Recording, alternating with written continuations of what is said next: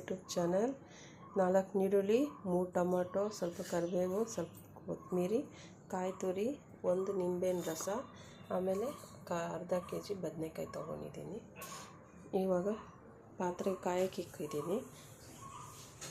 ಕಾದಿರೋ ಬಾಣಲಿಗೆ ಎಣ್ಣೆ ಹಾಕಿ ಸಾಸಿವೆ ಹಾಕೋಣ.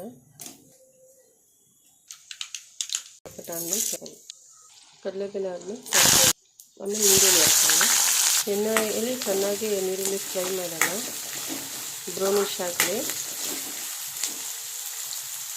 ನೀರುಳ್ಳಿ ಬೇಯ್ತಿದೆ. ನೀರುಳ್ಳಿ ಬೇಯುವಾಗ 1 ಸ್ಪೂನ್ ಉಪ್ಪು ಹಾಕೋಣ. ನೀರುಳ್ಳಿ ಜೊತೆ ಉಪ್ಪು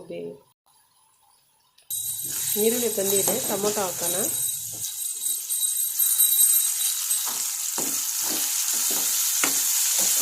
ಟೊಮೊಟೊನ ಎಣ್ಣೆಲಿ ಚೆನ್ನಾಗಿ ಫ್ರೈ ಮಾಡ್ತೀನಿ.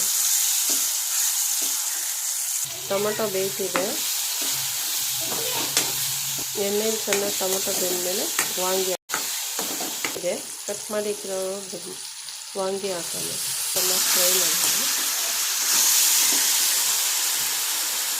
ವಾಂಗಿ ಚೆನ್ನಾಗಿ ಬೇಯಲಿ, ಎಣ್ಣೆಲೇ ಫ್ರೈ ಆಗುತ್ತೆ.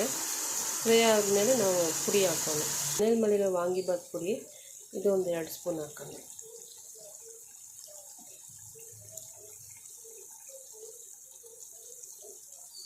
ಬೆಂಡೆಕಾಯಿ ಬೆಂದ ಮೇಲೆ ವಾಂಗಿಬಾತ್ ಪುಡಿ ಹಾಕಿ ಚೆನ್ನಾಗಿ ಇದರಲ್ಲಿ ಮಿಕ್ಸ್ ಮಾಡಿ, 1 ನಿಂಬೆಹಣ್ಣು ರಸ ಏನು ತೊಗೊಂಡಿದ್ದೀವಿ ಅದು ಹಾಕ್ಬಿಡಿ.